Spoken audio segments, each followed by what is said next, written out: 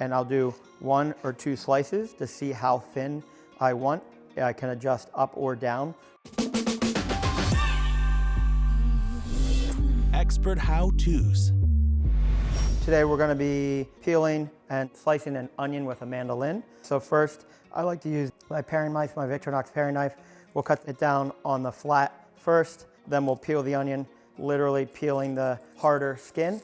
A lot of times that you'd want to peel the harder skin. The difference is we're going to kind of keep the root end on.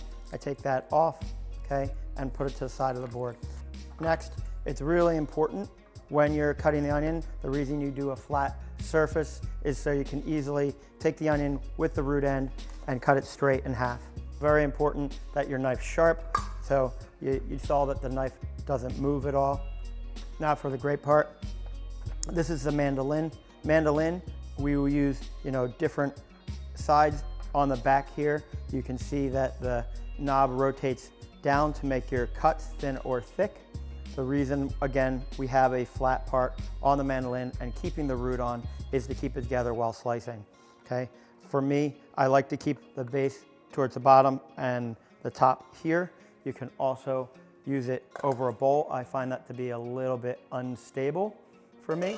There is a guard on it, but I like using the root end, and we're not gonna come all the way down. And I'll do 1 or 2 slices to see how thin I want.